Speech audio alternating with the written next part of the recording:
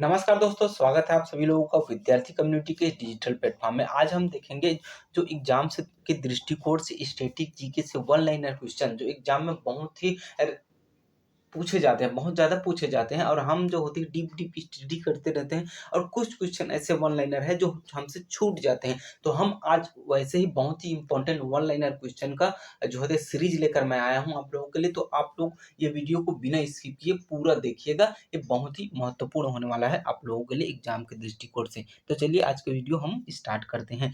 तो हम आज देखेंगे कि नदियों किनारे बसे नगर और जो होती है कौन से नगर है और कौन सी नदी के किनारे बसी हुई है और वो नगर कौन से देश में स्थित है। इससे एग्जाम में बहुत सारे क्वेश्चन आते हैं जो कि पर्यावरण और जो होती है भूगोल से जोड़कर दोनों को पूछे जाते हैं। चलिए, काहिरा एक शहर है मिस्र का, यह जो होती है नील नदी के किनारे बसी हुई है।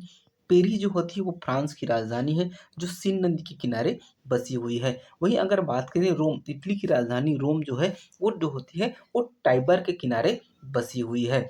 अगर हम मॉस्को की बात करें तो मॉस्को जो होती है ये मस्कोवा, म से मॉस्को, म से जो होती है मस्कोवा नदी जो है उसके किनारे बसी हुई है। अगर हम लंदन की बात करें तो जो ब्रिटेन की राजधानी है वो टेम्स नदी के किनारे बसी हुई है।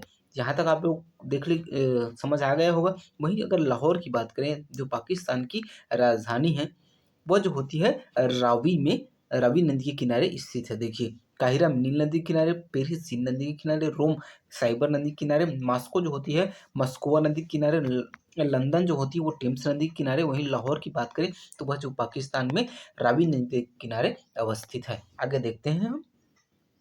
ब्यूनस आयर्स जो होती है वो जो अर्जेंटीना में है वह जो होती है लाप्लाटा लाप्लाटा नदी के किनारे बसी हुई है। वहीं वियना की बात करें तो वह जो होती है डेन्यूब, अब देश का नाम भी यहाँ लिखा हुआ है। वियना जो होती है ऑस्ट्रिया की जो होती है राजधानी है जो होती है डेन्यूब की नदी के किनारे बसी हुई है। अगर हम वहीं काबुल की बात करें तो काबुल जो होती है अफगानिस्तान की राजधानी है और यह जो होती है काबुल नदी के किनारे बसी हुई है। और काबुल नदी जो होती है हमारे ब्रह्मपुत्र नहीं, सिंधु नदी की जो है वो सहायक नदी है। यही न्यूयॉर्क की बात करें जो यूएसए की राजधानी है वह हडसन नदी के किनारे बसी हुई है। वहीं अगर हम संघाई चीन की बात करें तो यह जो है वह जो है यांगटी सिंगयांग, ये यांगटी सिंगयांग नदी के किनारे बसी हुई है संघाई शहर। और अगर हम बात करें सिडनी की, सिडनी ऑस्ट्रेलिया की राजधानी है वह जो होती है डार्लिंग डार्लिंग नदी के किनारे बसी हुई है। वहीं अगर बगदाद की बात करें जो कि इराक की राजधानी है वह जो होती है दलदा नदी के किनारे बसी हुई है। चलिए आगे देखते हैं हम। यांगून, यांगून जो होती है म्यांमार में है और यह जो होती है इरावदी नदी के किनारे बसी हुई है। वहीं अगर हम ओटावा की बात करें तो ओटावा जो होती है कनाडा कनाडा में है और यह ओटावा जो होती है वो सेंट लॉरेंस जो है उसके किनारे बसी हुई है। टोक्यो की बात करें तो अराकुआ, टोक्यो जो होती है जापान जापान की राजधानी है और वह जो होती है अराकुआ नदी के किनारे बसी हुई है। वहीं हैम्बर्ग की बात करें तो वह जो होती है जर्मनी में है और वह जो होती है एल्ब नदी के किनारे बसी हुई है। वहीं हम बात करें कराकास की जो वेनेजुएला में है वह जो होती है ओरिकिनिक ओरिनिक नदी के किनारे बसी हुई है। चलिए आगे देखते हैं हम कि हमारे जो होती है कोकोन कोलोन ना कोलोन जो है वो जर्मनी में है और यह जो होती है राइन नदी के किनारे बसी हुई है। वहीं वाशिंगटन डीसी की बात करें तो वह जो है पोटोमैक पोटोमैक नदी के किनारे बसी हुई है। वहीं अगर हम पर्थ की बात करें जो ऑस्ट्रेलिया की राजधानी है वह जो होती है हमारे स्वान में, यही अभी वर्तमान में पर्थ में हमारे विराट कोहली जी ने शतक लगाया है टेस्ट क्रिकेट में। वहीं क्यू की बात करें तो क्यू जो होती है रूस की शहर है और वह जो होती है नीपर नदी के किनारे बसी हुई है। चलिए आगे हम देखते हैं महत्वपूर्ण जो होती है भारत की घाटियां। यहाँ से भी क्वेश्चन बहुत ज़्यादा पूछे जाते हैं कि कौन सी घाटी कौन से राज्य में है। ये क्वेश्चन आप लोगों को आम तौर पर देखने को ही मिल जाएगा, तो इसको पढ़ना बहुत ही जरूरी है। तो चलिए मैं आप लोगों के लिए कुछ महत्वपूर्ण घाटी और उनके राज्य को लेकर आया हूँ। अराकू घाटी जो होती है वो आंध्र प्रदेश में है। वहीं कंबम जो होती है वो तमिलनाडु में है। मूर्खा घाटी जो होती है वह लद्दाख में है। वहीं सुरु घाटी और नुब्रा घाटी जो है वो हमारे जम्मू कश्मीर में है। जुकू घाटी की बात करें तो ये नागालैंड में है। वहीं सांगला घाटी की बात करें तो यह हिमाचल प्रदेश में है। और किन्नौर घाटी भी हिमाचल प्रदेश। तो ये दो घाटी, सांगला घाटी और किन्नौर घाटी, दोनों के दोनों जो है वो हिमाचल प्रदेश में स्थित हैं। चलिए आगे देखते हैं। पार्वती घाटी जो होती है वह भी हिमाचल प्रदेश में है। और लाहौती घाटी ये भी हमारे हिमाचल प्रदेश में स्थित हैं। वहीं अगर हम बात करें युथांग घाटी की तो यह जो होती है सिक्किम में स्थित है, सिक्किम में। और कुल्लू घाटी की बात करें तो ये क्वेश्चन तो बार बार आता है। कुल्लू घाटी धौलावीर पीर पंजाल जो होती है ये सीमा पर स्थित है। धौलाधर और पीर पंजाल की सीमा पर ये लगभग जम्मू कश्मीर में स्थित है। अगर हम कांगड़ा घाटी की बात करें तो यह हिमाचल प्रदेश में है। नेलांग घाटी की बात करें तो यह उत्तराखंड में है। सांग घाटी केरल में स्थित है। चंबा घाटी की बात करें तो यह जो होती है हिमाचल प्रदेश में स्थित है। और वहीं जौहर घाटी की बात करें तो ये जौहर घाटी जो होती है वह उत्तराखंड में है। आप लोग को मैं बता दूं कि इसका नोट्स आप बनाते चलिएगा। फिर भी आप लोगों को नहीं समझ आए तो वीडियो को दोबारा देखिएगा। हमारे टेलीग्राम ग्रुप में से जुड़ जाइएगा। आप टेलीग्राम में सर्च कीजिएगा विद्यार्थी कम्युनिटी, आप लोगों को मिल जाएगा। अब वहाँ पर ये सारे वीडियो उपलब्ध रहते हैं। और अगर आप लोगों को वीडियो अच्छा लग रहा होगा तो लाइक कीजिएगा, सब्सक्राइब कीजिएगा और ज़्यादा से ज़्यादा लोगों तक शेयर करते चलिएगा। चलिए आगे बढ़ते हैं। हम अब आगे देखेंगे देश की प्रमुख उत्पादन जो होती है क्रांति है। कुछ विशेष वर्ग को प्राथमिकता में बढ़ावा देने के लिए, जैसे फसल हो गया, टमाटर हो गया, आलू हो गया, अंडा हो गया, मांस हो गया, उर्वरक हो गया, इन सब की जो होती है बढ़ावा के लिए हम हमारी सरकार जो होती है क्रांति लेकर आती है। तो उन्हीं को हम आज देखेंगे। इधर दिया हुआ है कौन सी क्रांति किससे संबंधित है। तो हरित क्रांति जो होती है वो खाद्यान्न उत्पादन से संबंधित है, जिससे सर्वाधिक प्रभावित जो होती है वो हमारे पंजाब हुआ था। पंजाब फिर उत्तर प्रदेश। श्वेत क्रांति की बात करें तो यह दुग्ध उत्पादन से संबंधित है।